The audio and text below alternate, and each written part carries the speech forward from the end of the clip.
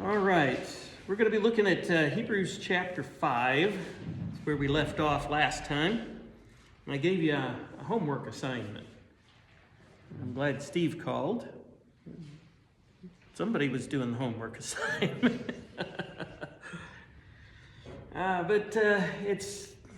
It has become very apparent to me that chapters 4, 5, 6, and 7 all have a similar topic. That Jesus is our great high priest. He's a great high priest. But to the people that this preacher was writing this sermon to, you see, good news for you isn't always good news for everybody. I roomed with a guy when I was in college who was from the south side of Chicago. When the Detroit Lions played the Chicago Bears, one of us was happy. The other one was not. And it would go back and forth every year. I still remember that. Every once in a while, I think about calling Leonardo, seeing how he feels about the Lions beating the Bears. See, that was good news to me, not to him. Jesus, our great high priest, that's great news today. And we don't appreciate it like they did in the first century. But to them, to most of them, even the Christians, that was not necessarily good news. It was as if everything they had ever known, had ever been taught for generations to that point, was no good anymore. That would not be good news, would it? However, there's a little caveat here that the preacher of Hebrews points out. What they came to know as common practice in Judaism was not meant to last very long. It was a temporary measure. It was designed to be temporary. God had put it into action long before Moses. And he even constantly, during the Exodus and the prophets afterwards, talked about the real plan he had in mind. And there will be a quote here from Jeremiah in this section. That was at the time just before the exile. Jeremiah had to live through the exile. They were taken away because their Judaism had become their God. And we have to be careful today that our religious practice does not become our God. We have to make sure we focus our lives and practice according to God's answer to our sin problem. And that was established generations before Moses. It would have been very difficult if this is all you knew, though, as Judaism, to be told it was only temporary. Because God said forever in the English translation. In English, forever means without end, right? Not in Hebrew. The word that our word forever is being used to translate in Hebrew just means like at work. They give us an assignment, say we're going to do this from now on. A year or two down the line, they change it. Wait a second, you said from now on. We got used to it. We worked it into our schedule. We went to work knowing it was going to be this. See, and that's what the Hebrew word really means. So our English word forever, translating it, doesn't get the meaning, does it? It was put into place as a temporary measure until what God had planned came into being. The best example I can use for that, even from the Old Testament stories, is when the people wanted a king. Was it a sin to ask for a king? No. God actually had it planned. He had promised it. So the people then said, okay, it was Samuel. Okay, during the time of the judges, the judge was the representative of the people for political matters. The priests and the high priests were actually set in place for the religious practice. But it was prophesied God is going to send them a king, another leader like Moses from among your own people. And the people said, okay, we're tired of having to be called from the fields to go and fight these invaders. Let's have a king. He'll have a standing army. He'll fight our fights for us. We won't have to leave. He's going to take your sons and daughters. He's going to put them into service. Fine. That's how we like it, isn't it? We like to have a specialist take care of the things for us. Sometimes we do that in the church, and the preacher becomes the religious specialist. He tells us what the Bible says. We take it because we trust him. Do you see how we can easily get off track with that? Because we preachers, we're human. We make mistakes. And there have been times when I studied something I had always been taught and realized that's not the way it is, and tried to teach it the right way, and people got really angry. Got up and left, went somewhere else. I'm wishy-washy, see. People don't like change. No. And during the time of the judges, Samuel was the last of the judges, the first of the prophets. We're finding out, I find out, a lot of the heroes of the faith were not good fathers. They were not very good parents. Samuel's sons were scoundrels. And that's a nice word to use for what they did. And the people were not having any more of it. They came to Samuel and said, now give us a king. We usually think as they wanted the king to be like everybody else. Well, in a way, because the king pretty much solidified an arrangement for a government. Took care of financial matters, took care of the protection, fought the fights, and we like that. We like to pay somebody to do these other jobs so we can stick to what we're doing. So we don't get distracted with other things. We like that. Humans just like that. But God was angry, and so was Samuel. And God told Samuel, no, it's not you they're complaining against. They've rejected me. Because with the high priest in place, that's really all they needed for the time being.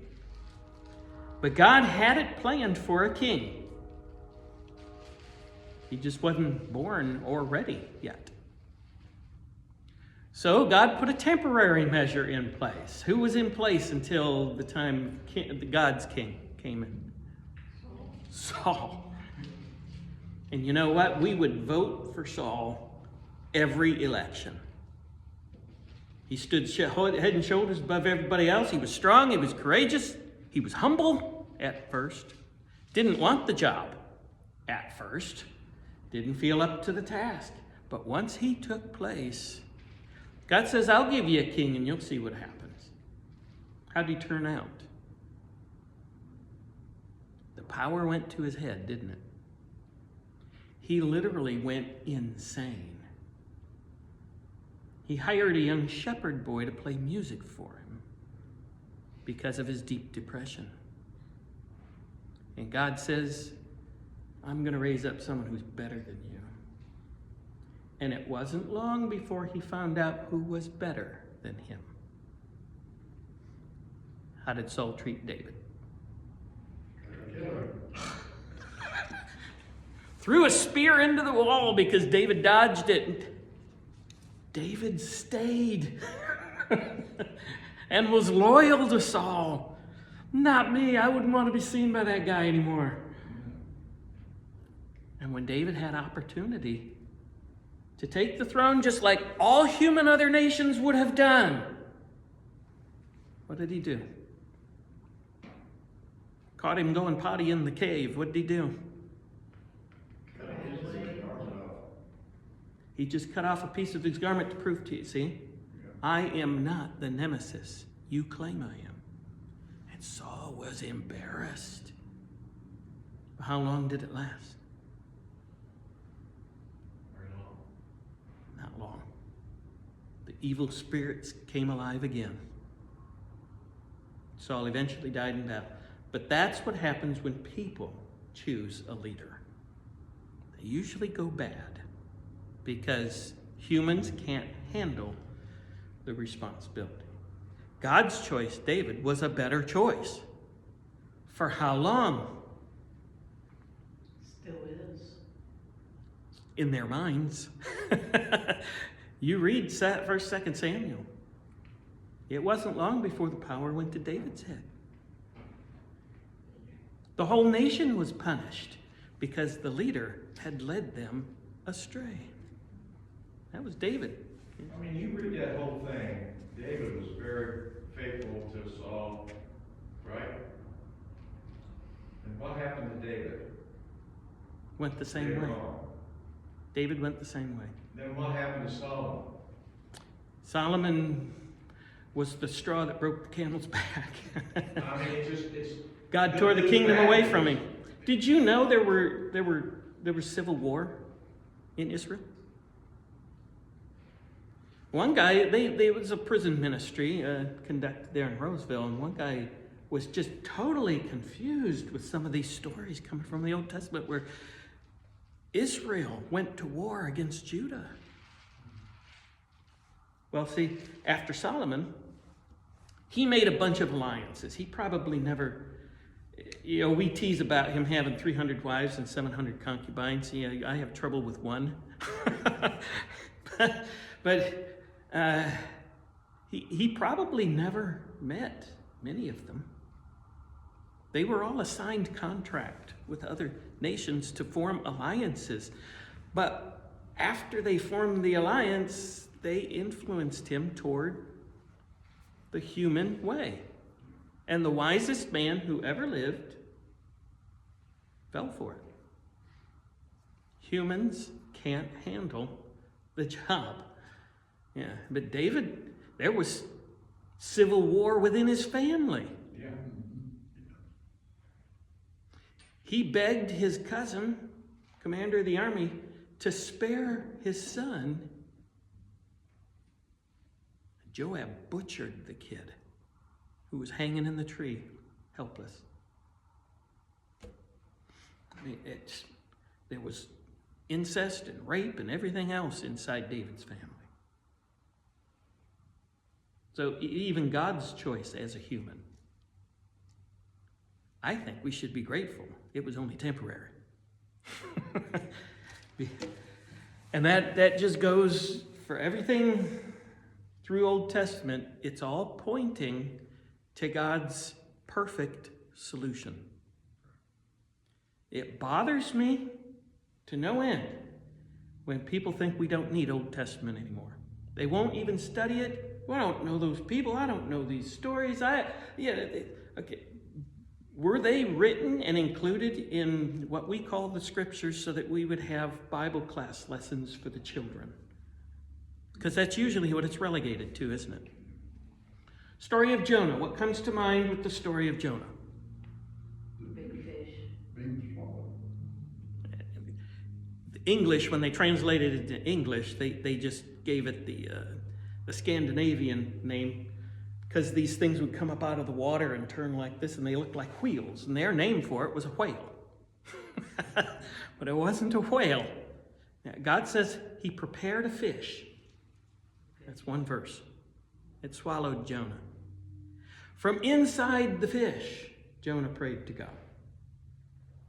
And then the fish vomited him out on the beach. Only 3 verses in that whole book talk about the one thing we remember in that story. And it wasn't about the fish. It was about a guy who refused to do what God asked him to do and thought he could run away. And then, when he had the most successful sermon response that anybody ever had, he went off on the hillside and pouted and asked God to kill him. Take me away.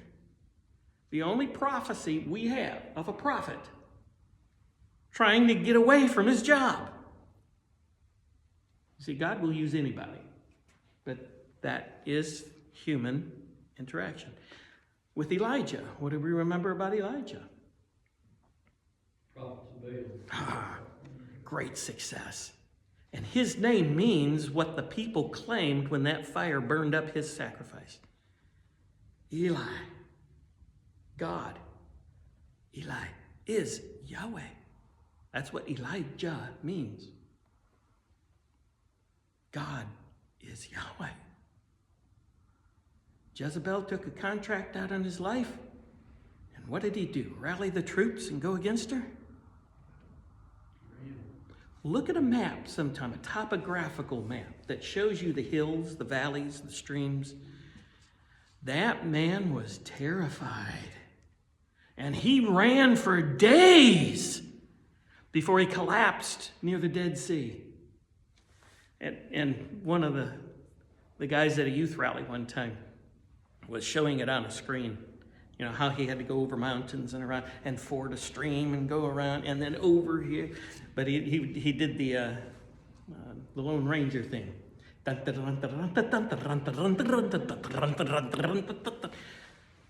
What was he afraid of? When God appeared to him out of the mouth of the caves, Elijah, read it with meaning and feeling. What are you doing here, Elijah? Not what are you doing here? What are you doing here? Did I send you here? Well, yeah, they killed all your prophets and I'm the last one. I'm the only one. Now they want to kill me. True? False?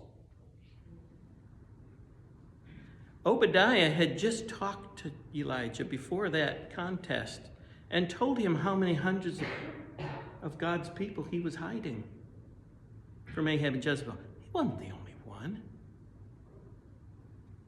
He gave him something to eat, gave him some time to rest, and asked him again, what are you doing here?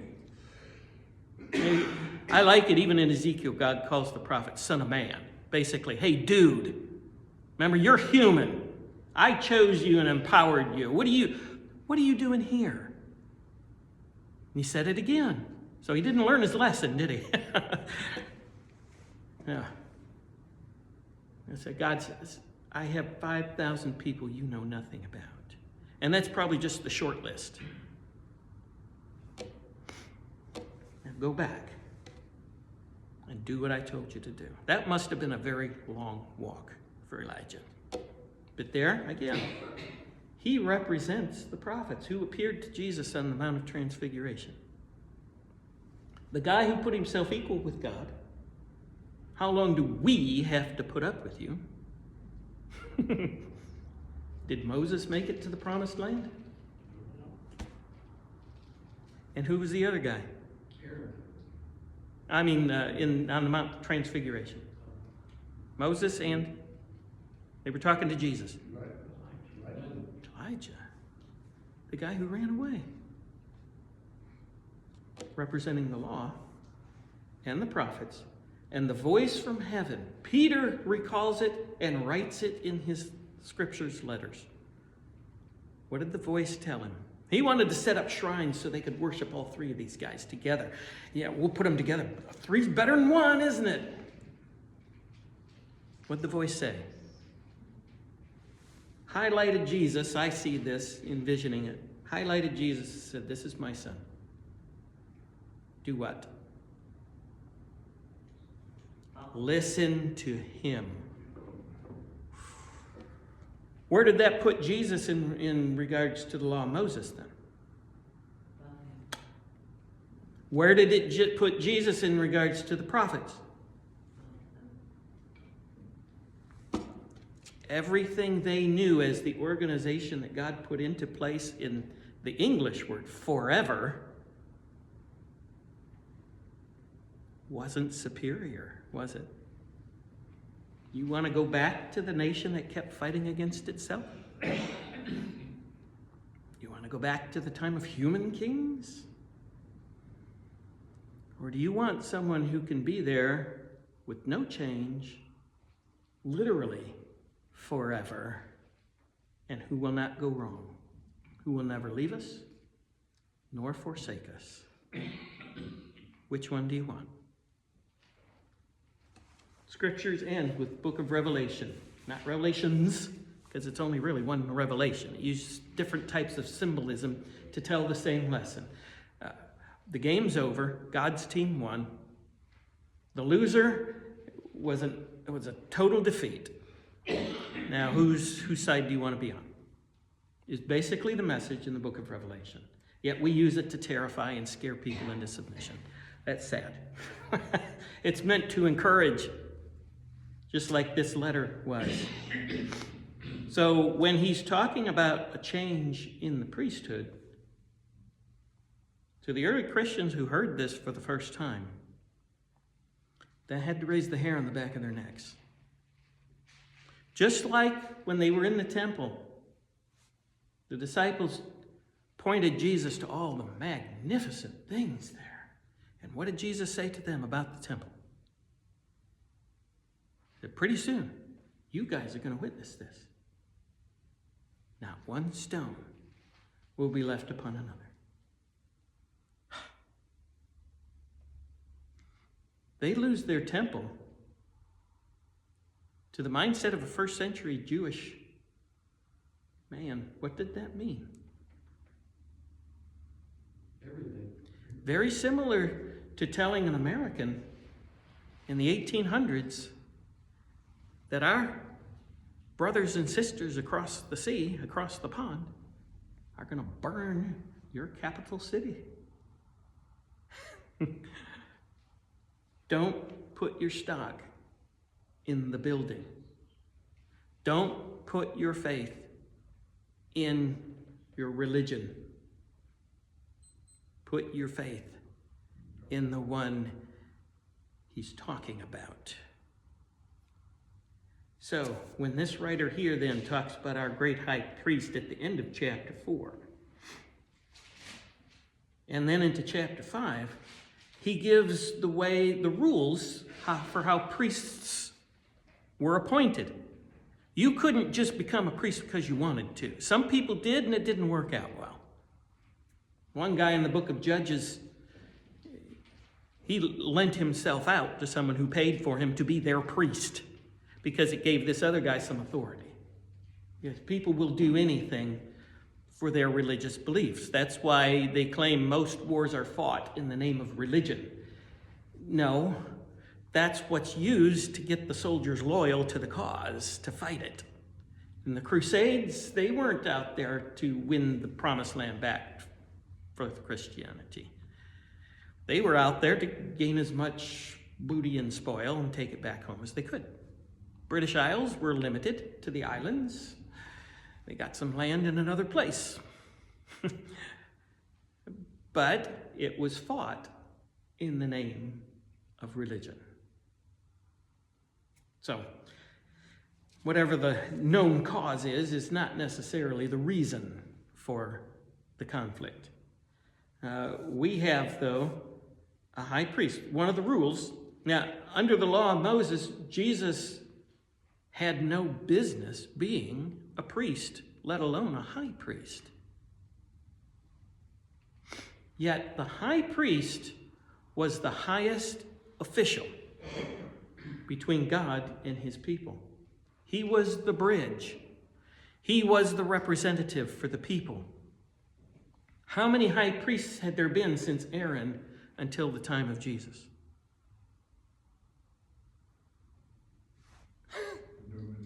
You'd have to go back through the history. We don't have the genealogies. We don't know. At the time of Jesus, there were 2. How'd you get 2? There was only supposed to be 1. One was the Roman puppet put in place to report back to them to make sure they weren't making any plans for insurrection. When they took Jesus to trial, they didn't take him to Caiaphas. They took him to Annas, who was the real high priest. The Jews laughed about that because behind the Romans' back didn't realize that Caiaphas was married to Annas' daughter. That's my father-in-law. The Romans knew it, didn't care, because as long as they got their report, they could leave him alone. So everybody was tricking each other at the time. But that's why there were two at the time of Jesus. There's only supposed to be one. It says here, every high priest, this is chapter 5, every high priest is selected from among men. What other kind of priest could we have? Can a goat take our place? Is a goat a good representative for humans? No. How about a bull? They're big. They're powerful. No. See, and that's what Aaron tried to represent in the desert. That's the calf. It was a bull. It was their farm implement. They didn't really worship the idol. They worshiped what that idol represented. And they were going back to idolatry that they had in Egypt that they were used to. How would you like to be depicted as a cow? You can see why God was a bit angry with that. Yeah. But not even a bull could take a man's place or represent a man. Only a human can do it. And that's coming up later in this same sermon here. All right, he's appointed to represent them in matters related to God, to offer gifts and sacrifices for sins. Well, he'll say later, animals don't sin. So animals can't pay the price for sin. It has to be a human. But it has to be a perfect human. How many of those have ever existed? One. And that's the story here. That's why he's the great high priest. All right, but it's good. He's able to deal gently with those who are ignorant, and that doesn't mean stupid. That just means they haven't learned yet. All of our lives we're learning. It has been said by scientists, biologists, people who study anthropology, the day a tree stops growing is the day it dies, and the same is for humans. Even Jesus in his Great Commission, Mike was bringing up before. We teach people, we go out and make disciples, not adherents, not congregants, not followers. We make disciples. As a student, not only just a student to learn, but an imitator of the teacher. A representation of the teacher in another place, because we can't be in more than one place at a time. A representative who learns from and then acts like the master. That's the only way it's going to spread throughout the whole world. But you teach them. And then the conversion part, the baptism. And then what comes after that is more teaching. The teaching never ends. Unfortunately, and for these early Hebrew Christians, they'd gotten stagnant. They'd gotten to a point where they learned what they thought was enough to get by. And they were happy with that. They quit learning. That's why this information that Jesus is the great high priest angered them, bothered them, frustrated them, because they hadn't learned past their Judaism. We need to be careful today that we do not stop at what we've always been taught. Let's challenge our teachers to show and prove to us where they got their information. And let's grow past it. Otherwise, we stagnate. And then we're not effective in our communities anymore. Okay. But these human high priests were able to deal gently with those who were not learning. And they were constantly going astray. You read the Israelites there, and their history was just one roller coaster ride after another. You can see why they were so desperate to run the Romans off and have their own king. Today, there are a lot of Christians in other groups who are still waiting for Jesus to be a king here. Okay, God put a temporary measure in place to show you that's not what's working. And yet there are people calling themselves Christians, claiming to know the outcome at the end. And they're still thinking of an earthly king here. And Jesus said, my kingdom is not of this world. But they haven't grown past that point. They've stagnated with it. Well, he's subject to weakness, so he's able to understand it. But also in verse 3 it says that's why he has to offer sacrifices for his own sins before then he can offer for the sins of the people. He's got to clean himself before he can help anybody else get clean. And how was it working? He goes on, no one takes this honor upon himself. He must be called by God. That's another rule. God called Aaron, and anybody who challenged it met with some very dire consequences. That's what they learned. That's what they set it up as. That's why they couldn't understand another high priest from another tribe. Because God has to appoint them. And he's already appointed the sons of Aaron. But because they're subject to sin, they're subject to death, they're subject to all kinds of... Aaron's boys were scoundrels too. Time of Samuel, Eli was high priest, and his boys did some really nasty, immoral stuff. That's why they said, you're old and your sons don't walk in your ways, now give us a king. It wasn't because they wanted to be like everybody else. That's what they said it was for. The real reason was, once you're gone, we're going to have chaos and civil war again. And we're not up for that. It did end up that way, though, didn't it? With Saul and with David and with Solomon, and then everybody after Solomon. Because now the nation split. 10 tribes stayed north. They became known as Israel. One tribe who had adopted one that was almost wiped out because of sin during the judgment. Same sin as just Sodom and Gomorrah. Benjamin was incorporated into Judah. That nation was called Judah because the leaders were the descendants of David from the tribe of Judah. Civil war until the exile. 10 northern tribes were interspersed. They intermarried. And genetically speaking, never did come back. Only a few good people who were taken into exile to relearn what they should have learned the first time, or they should have grown to understand. Only a few returned. The others had set up lives. They had jobs in Babylon. They had no intention of going back.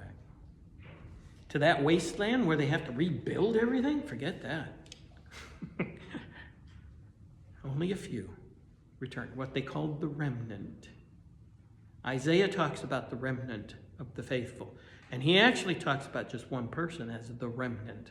The only one who was ever faithful to God in every way. That's why he's known as the Messianic prophet. Because that's who he talked about. All right. So, verse 5, Christ also did not take upon himself the glory of becoming a high priest, but God said to him in Psalm 2, 1,000 years before Jesus was born, you are my son. Now it's a family thing. Now you're the inheritor. Today I have become your father. And what did Jesus call God? Didn't call him Yahweh? Didn't call him Lord? Father, and told his disciples to say, Abba, Father. That's the word my kids call me, and my grandkids call me now, Papa. They gave me a shirt one time at my birthday. It said, my favorite people call me Papa. That's the word. Jesus had such a close relationship with God. That's what God created us to have with him. That's what it was in the garden until sin came. He's not unapproachable. You don't need an appointment. We don't have to dress up. We don't have to do everything he says to make him happy. We can mess up and he'll still cover it for us. He'll still gather him to ourselves, to himself. In the book of Revelation, it says he'll wipe away every tear. Doesn't say no tears, because sometimes tears are not for sadness. When it says no crying, that word in the Greek that Jesus had John write down, the word that's translated crying, is actually yelling out in anguish and despair. Like, stand on the mountaintops and cry forth the gospel. That's the crying. So we sing a song, No Tears in Heaven. It's not necessarily true, is it? Yeah.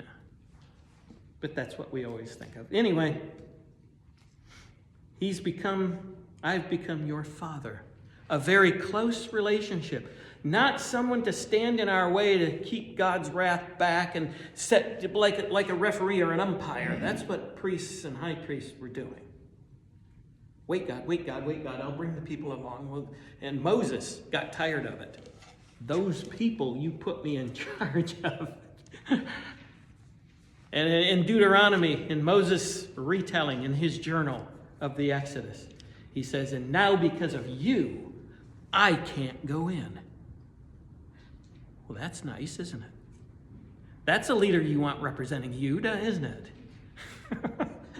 One that holds a grudge against you? You made me mad. God is not like that. We have a high priest that doesn't have to say that. Psalm 110, you, as he's talking to his son, again, a psalm of David, 1,000 years before Christ was born. I don't know how much David knew he was writing about Jesus when he wrote many of the Psalms. But Paul could tell his people to remember back all of their lives in synagogue school. We were singing songs about Jesus and didn't realize it. Yeah. He said, you're a priest forever. You think he changed the word? He didn't have to. Because it's in place until God says differently. Well, with Jesus in place as God himself, is it ever going to change? Does God ever change? The law of Moses was a temporary measure. Paul will say in Galatians, the purpose for the law was to bring us to Christ. God's answer. You're a priest forever in the order of Melchizedek. Did you read about Melchizedek? That's a funny name, isn't it? I think that's made up. I used to as a kid. Someone made that name up. No. We read about him in Genesis chapter 14. This is what I told you to take a look at. And this is where the true purpose of this sermon really comes out. And the encouragement and edification for these people who are thinking, if Jesus is a great high priest, everything I've ever known is worthless. No. It's only a temporary measure to compare your high priest to the real one. Chapter 14, Abram, he's still called Abram at this time, respectable father. How many children does he have? 0. In fact, after this story, he's going to complain to God. Wow, how can you turn me into a great nation? I don't have any kids. I'm going to give all my stuff over to a servant. God says, no. A son from your own body will take over. And so then he tried to hurry the process along, didn't he? Taking a concubine. That was actually Sarah's instruction. God says, no. Anybody can do that. I want to find an old woman and an old man who are well beyond the age of being able to bear children, having a baby boy. I don't know about you, but at my age especially, that's not going to be good news. I don't want to take care of another little one.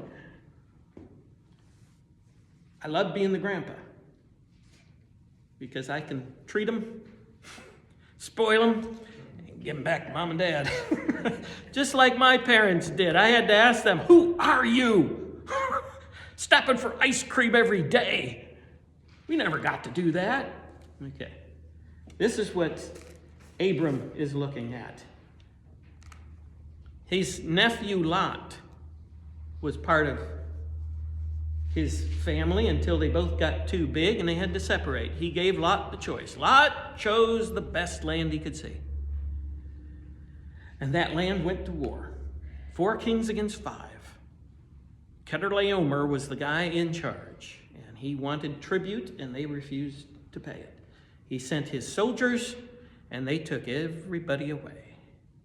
He said, we'll put people in place here who will pay my taxes.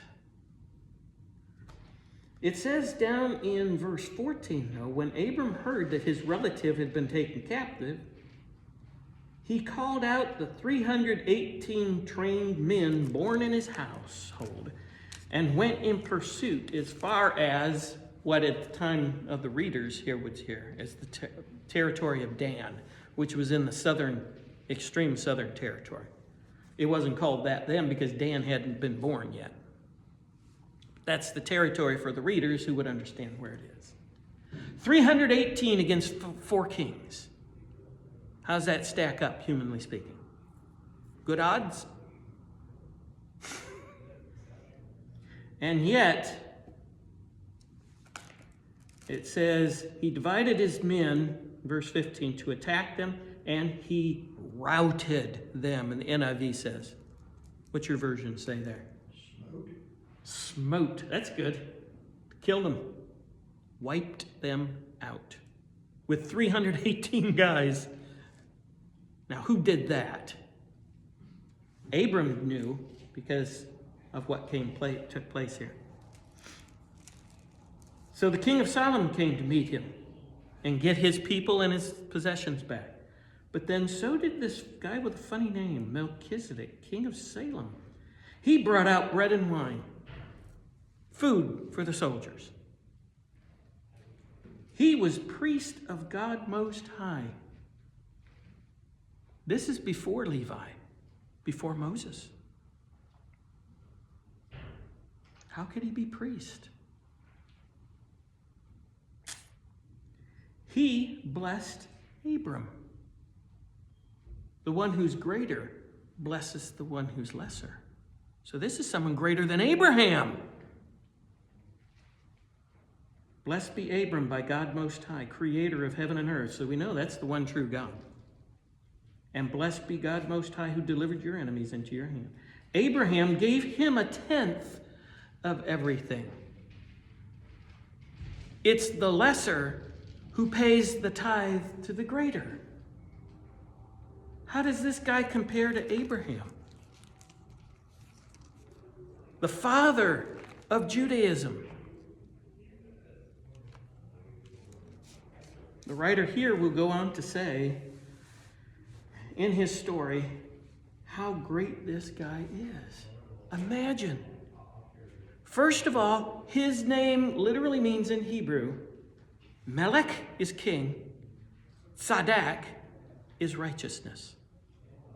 Who do we know through the prophecies as the king of righteousness? He's king of Salem. Salem became Jerusalem because it was the Jebusite city, but Salom, that comes from the word shalom, which means peace. So he's also king of peace. Who do the prophets say is the king of peace?